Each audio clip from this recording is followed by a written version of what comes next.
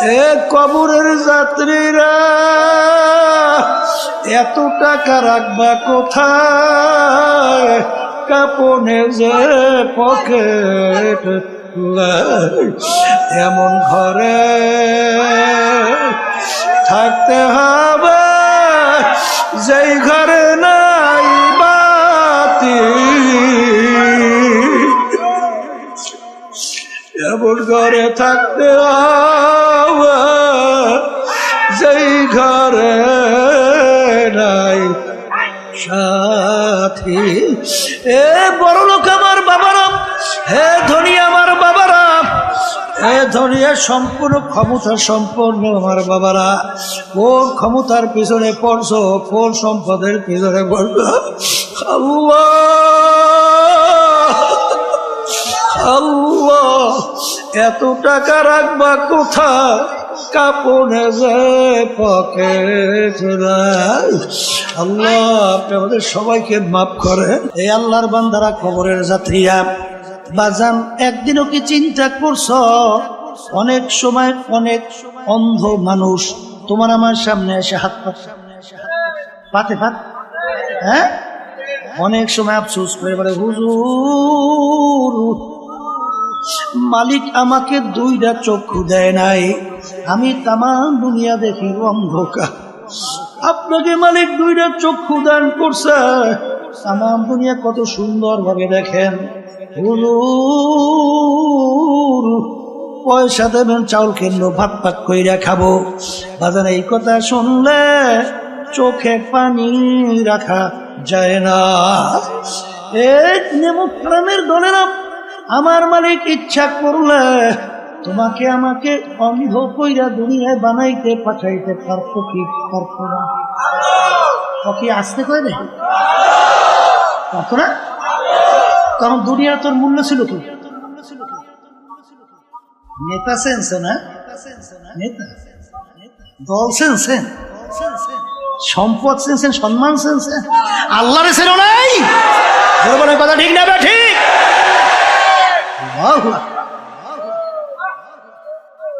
এক কবরের যাত্রীরা সই রাখো, আজকে দল চেনছো, দলের নেতা নেত্রী চেনছো, আমি কোরআনুল কারীমের ভিতরে মালিক কি বলছেন শুনে রেখা যায়, মানবেন কিনা জানি না।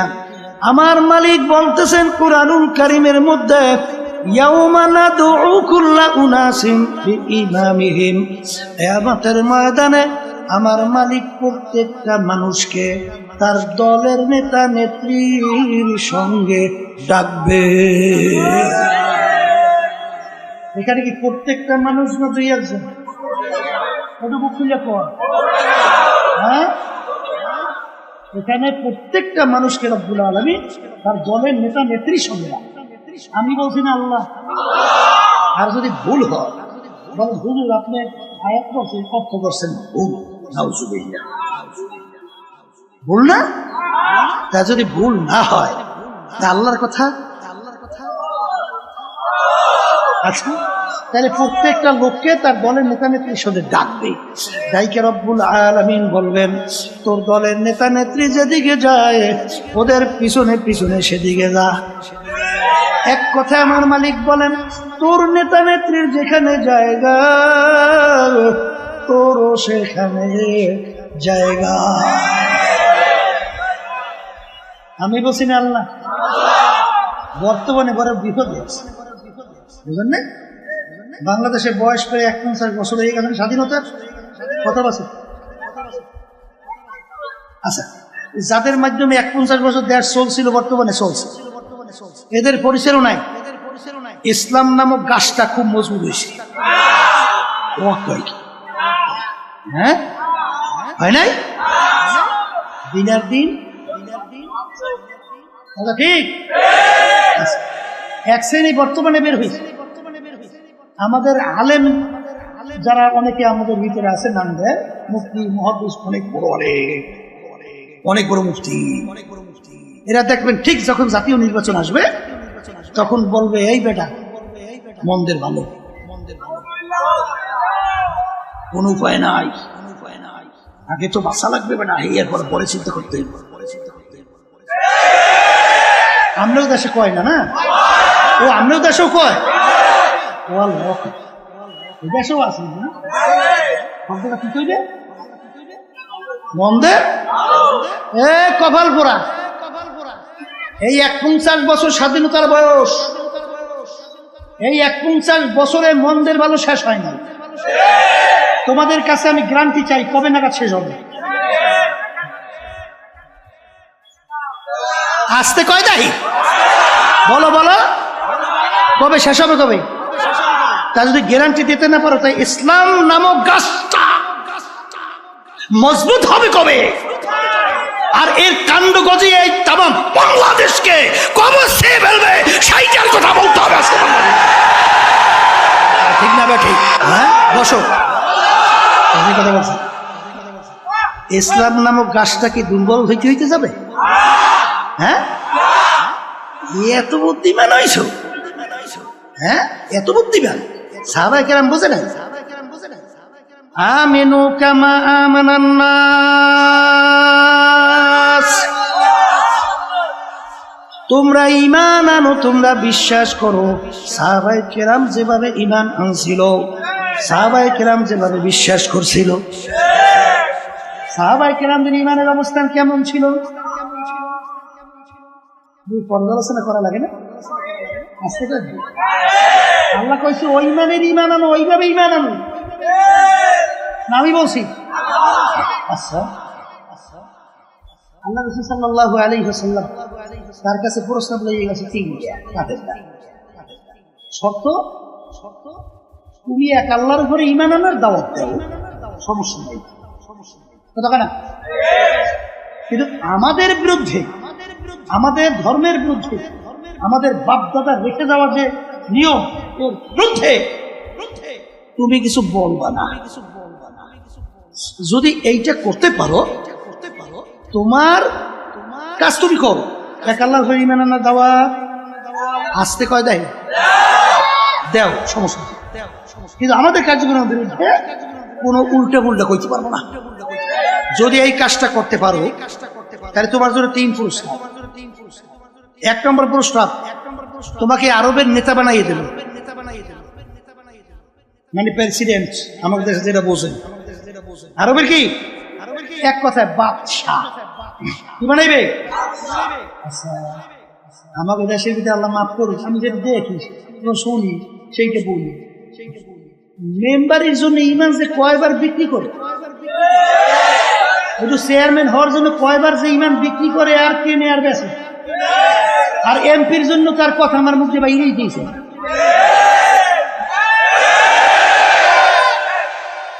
এই আল্লাহর বান্দারা বর্তমানে শুনছি জাতীয় নির্বাচনের সময় বলে 1000 টাকা দিলেই বলে আবার ঈমান বিক্রি করে এই বিভিন্ন কাজে কি করে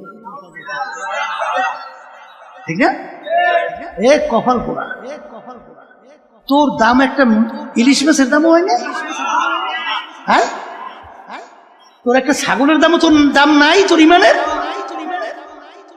একটা ছাগলের দামও তোর ঈমানের নাই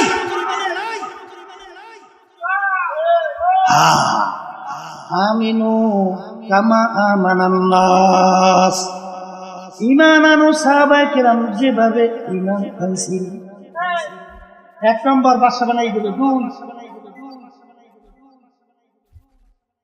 আরবের ভিতরে সবচেয়ে বড় ধনী বানাই দেব বুঝেন নাই এই টাকা পয়সার জন্য সম্পদের জন্য কতবার ইমাম বেঁচে আর কেনে আর তামসা করে না 3 নম্বর প্রস্তাব আরবিদের সবচেয়ে সুন্দরী মেয়েটা তোমার জন্য বিবাহের ব্যবস্থা করবে এই জন্য তো সব পাবে আসতে পারে যতদিন সব পাল্লাপাল্লি মারামারি কাটাকাটি এই খুন খারাপি গুম সবাই এগুলো অন্য কিছু এই 3টের জন্য হ্যাঁ আল্লাহ রাসূল সাল্লাল্লাহু আলাইহি ওয়াসাল্লাম ওদের এই প্রস্তাব মানছে না হ্যাঁ আল্লাহ রাসূল সাল্লাল্লাহু আলাইহি ওয়াসাল্লাম বলেন হে কাফেররা আরবের রাজা বানাবি আর ধনী বানাবি সুন্দরী মেয়ের বিবাহের ব্যবস্থা করবে শোন যদি আকাশের ভিতরে চাঁদ দেখো না চাঁদ ওইটা যদি আমার এক হাতে আর এক হাতে সূর্য নামাইয়া দেয় অসম্ভব তারপর আমি এক আল্লাহর পরে ইমান আনার দাওয়াত এবং তোদের অন্যায়ের বিরুদ্ধে আমি বলতেই থাকবো। আর বর্তমানে একদল বেরিয়েছে, আল্লাহ মাফ করুক, আমরা অনেকে হুজুর দাবি করিয়া ফাসেকদের এমন ভাবে প্রশংসা শুরু করে মনে হয় যেন আল্লাহর ওলি এখন মাত্র আসমান থেকে নাযিল হয়েছে। হাদিসের ভিতরে আসছে আল্লাহ রাসূল সাল্লাল্লাহু আলাইহি ওয়াসাল্লাম বলেন, যখন ফাসেকদের প্রশংসা করা হয় রব্বুল আলামিনের আরশ থরথর করে কাঁপতে থাকে।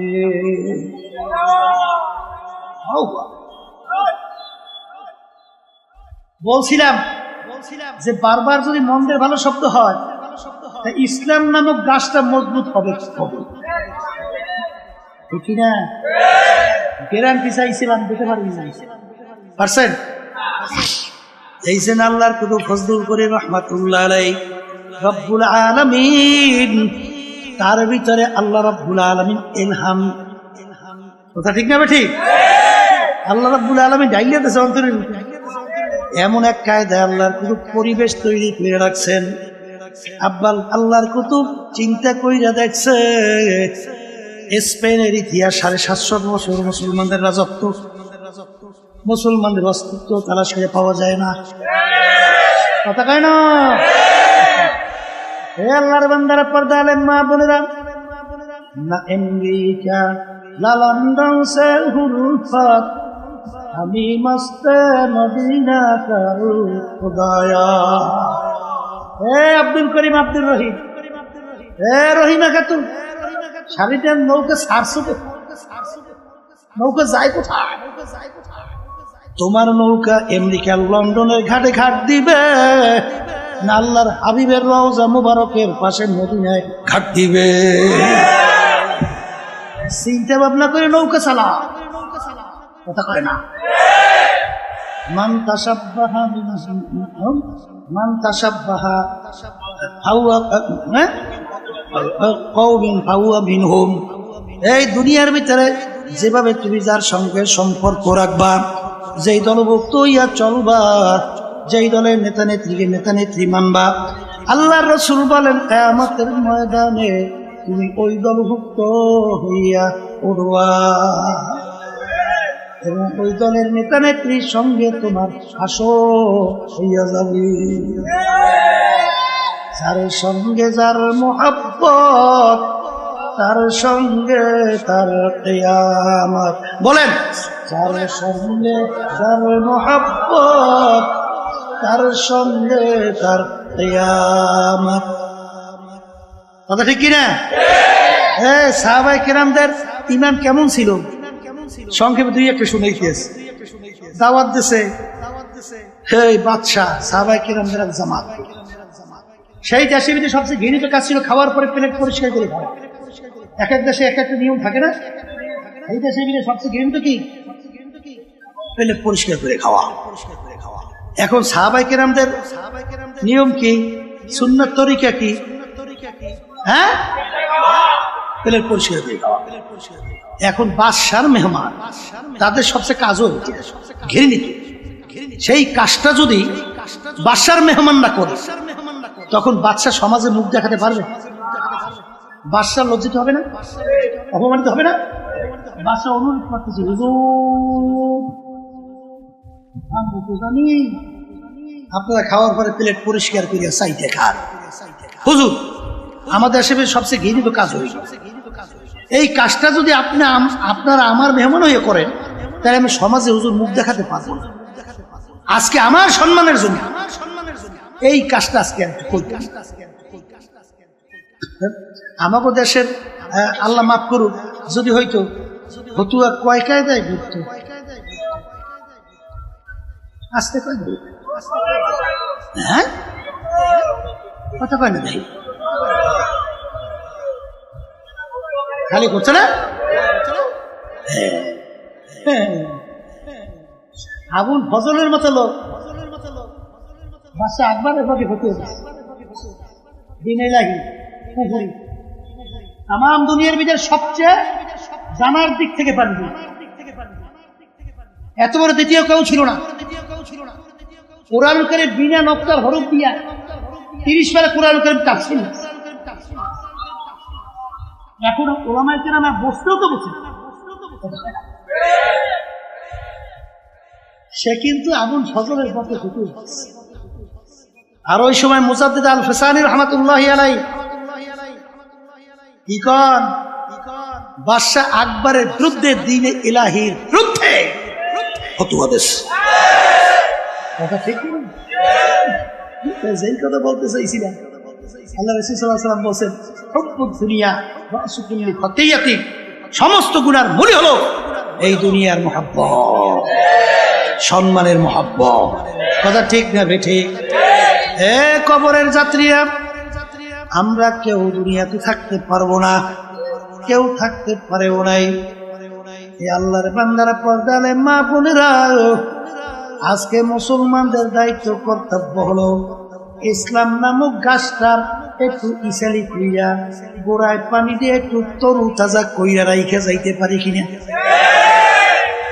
আস্তে কয় দেয়, হ্যাঁ, যদি মাটি নিতে না যায়, ওই ঈদের উপরে কোনোদিন বিল্ডিং হয়?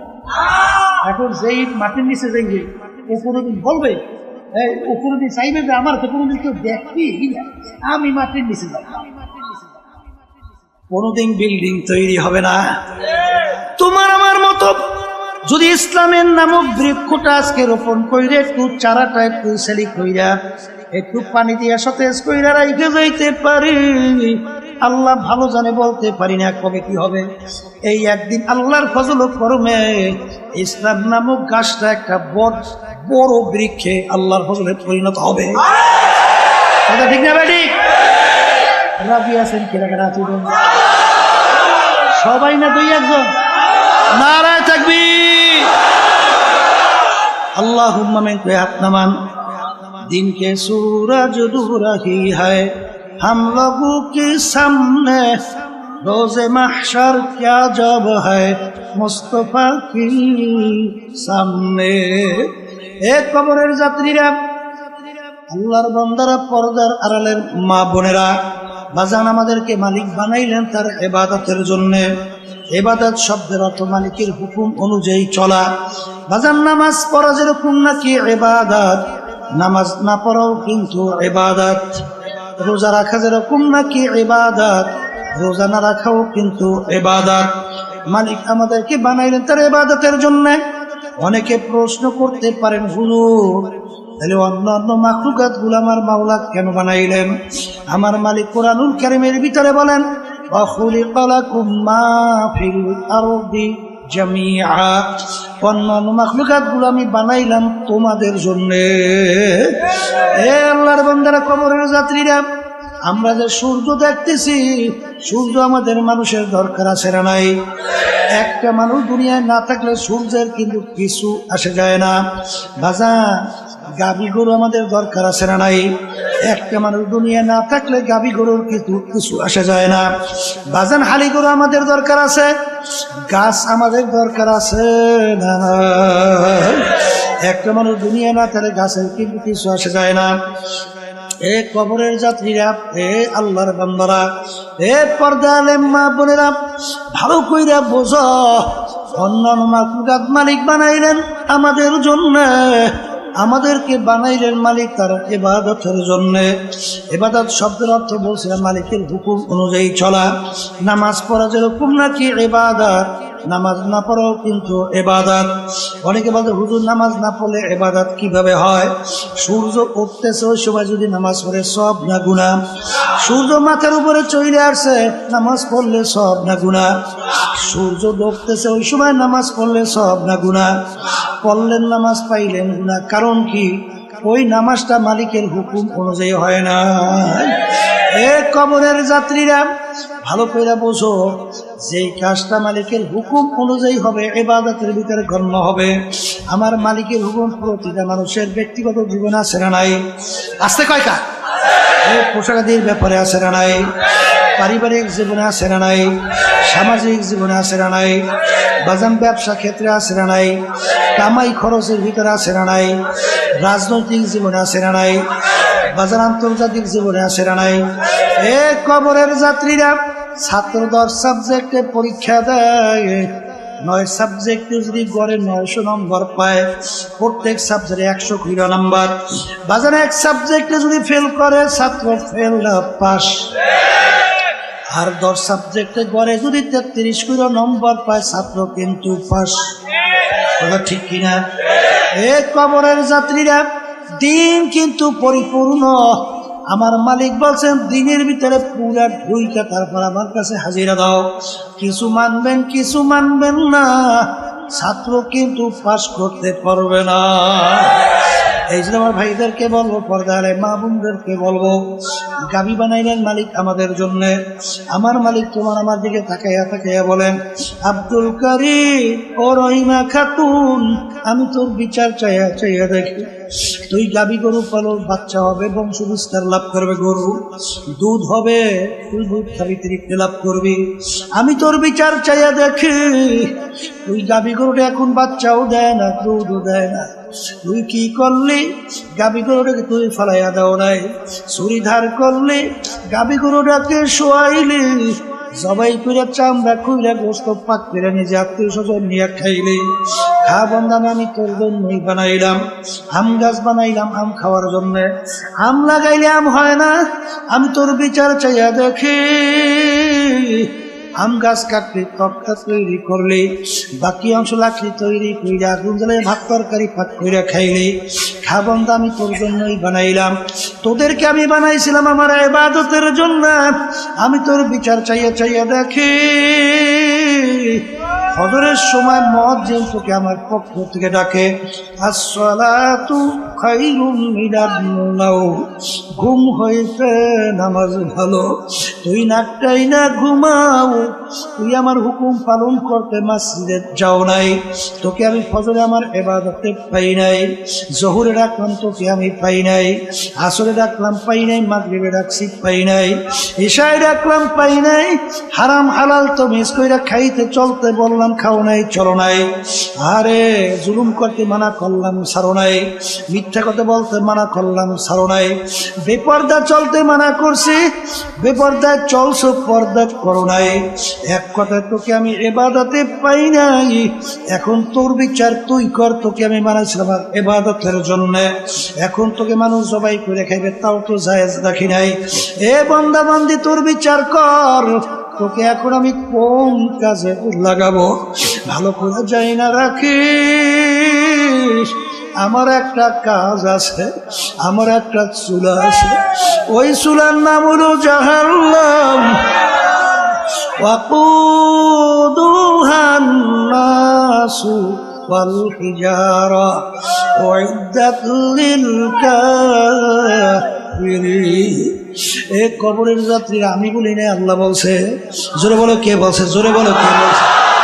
আমার মালিক বলেন, শুইনারা তোর মতোই নাফরমানের আমার জাহান্নামের আগুন জ্বালাইতে হাজালি লাগবে। আল্লাহ আপনি আমাকে আমাদের সবাইকে মাফ করে। কবরের যাত্রীরা আসলে তোমার আমার চিন্তাও নাই, চেষ্টাও নাই, চোখেও পানি নাই। বাজান ইতিহাস পড়িরা দেখো, আল্লাহু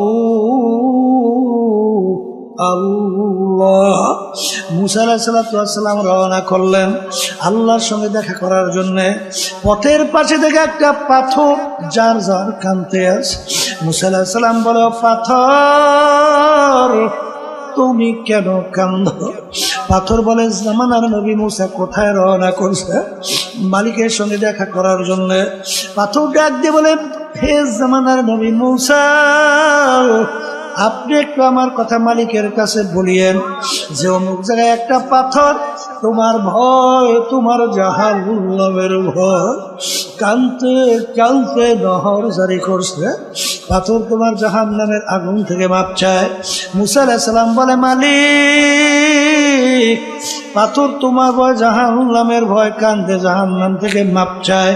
রব্বুল আলামিন বলে, হে জামানার নবী মুসা, তুমি পাথরকে জানাইও ওকে আমি জাহান্নামের আগুনে জ্বালাবো না। বাজান মুসা আলাইহিস সালাম বলে, পাথর তোর কপাল ভালো, আমার মালিক তোর কান্না কবুল করছেন, তোকে মালিক জাহান্নামের আগুনে জ্বালাবে না। পাথরের কান্না বন্ধ হয়ে গেল। কিছুদিন পর যখন ওই পথ থেকে রওনা করলো, দেখে পুনরায় আবার পাথর কান্দে। নবী ধমক দিয়ে বলে, পাথর তুই কি আমার কথা বিশ্বাস করো নাই? তুই আবার কেন কান্দ? পাথর বলে, নবী রে, কথা বিশ্বাস করছি, কিন্তু চিন্তা ভাবনা কইরা দেখলাম আমি যদি না কান্দতাম আপনার নজরেও পড়তাম না, আপনার নজরে না পড়লে আপনি আমার কথা মালিকের কাছে বলতেও পারতেন না। পাথর বুঝি আমি জাহান্নাম থেকে মাপও পাইতাম না।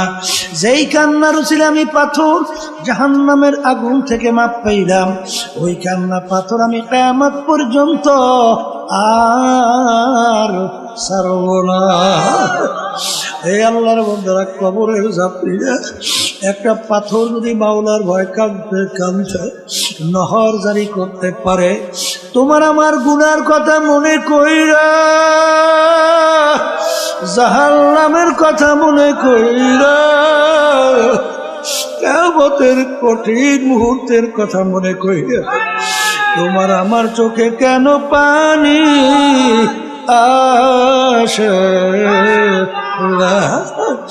এ কবরের যাত্রীরা, যেই মামলার তদবির নাই, ওই মামলারও কিন্তু খালাস নাই। এ কবরের যাত্রী, আল্লাহর বান্দারা, বাজার কোন সম্পদের পিছনে পড়ছো, কোন সম্মানের পিছনে পড়ছো, কোন দলের পিছনে পড়ছো, কোন নেতা নেত্রীর পিছনে পড়ছো রে বাবা? আরে বাংলাদেশের কত ঘটনা মাঝে মধ্যে মালিক দেখায়। কিছুদিন আগে বাজান যমুনা গ্রুপের মালিক বাজান করোনা ভাইরাস আক্রান্ত হইল। যখন শ্বাস টানতে ছাড়তে পারে না, বাংলাদেশের ভিতরে উল্লেখযোগ্য ধনীর ভিতরে একজন ডাক দিয়ে ডাক্তারকে বলে, ডাক্তার তুমি যদি আমার শ্বাস টানা ছাড়ার ব্যবস্থা করতে পারো, কলম কাগজ নিয়ে আসো, সমস্ত সম্পদ তোমাকে আমি লিখে দেব, তবু তুমি একটু আমাকে শ্বাস টানা ছাড়ার ব্যবস্থা করে দাও। আর ডাক্তার শ্বাস টানা ছাড়ার ব্যবস্থা করতে পারে নাই।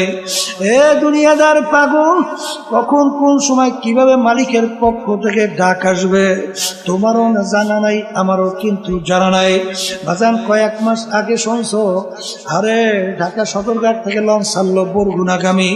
বাজান পানির ভিতরে লঞ্চে আগুন ধইরা গেল। এখন ছেলে মোবাইল করে বলে, আব্বাজান দেখা হবে কিয়ামতের ময়দানে। সন্তানের বাপের সঙ্গে দেখা করতে পারে নাই, পুইরা ছাই হয়ে গেল। এ কবরের যাত্রীরা, এত টাকা রাখবা কোথায়? কাপনে যে পকেট, এমন ঘরে থাকতে হবে যেই ঘরে নাই বাতি, এমন ঘরে থাকতে হবে যেই ঘরে নাই সাথী। এ বড় লোক আমার বাবারা, হে ধনী আমার বাবারা, এ ধনিয়া সম্পূর্ণ ক্ষমতা সম্পন্ন আমার বাবারা, কোন ক্ষমতার পিছনে পড়ছো, কোন সম্পদের পিছনে পড়ছো? আল্লাহ আল্লাহ, এত টাকা রাখবা কোথায়? কাপনে যে পকেট নাই। আল্লাহ আপনি আমাদের সবাইকে মাফ করেন। বাজার আল্লাহ রাসূল সাল্লাল্লাহু আলাইহি ওয়াসাল্লাম বলছেন, হে আব্দুল কারীম, হে আমার উম্মতেরা, কবর তোমাকে আমাকে দৈনিক ডাক দেয়, হে আব্দুল করিম, আনা বাইতুল ওয়াহদা, আনা বাইতুল যুলমা, আনা বাইতুল আল্লাহ, কবর তোমাকে আমাকে ডাক দেয়। আরে আমি অন্ধকারের ঘর, আমি পোকা মাখরের ঘর। আল্লাহ আল্লাহ আপনি আমাদের সবাইকে মাফ করিয়া দেন। মালিক আপনি আমাদের সবাইকে মাফ করিয়া দেন।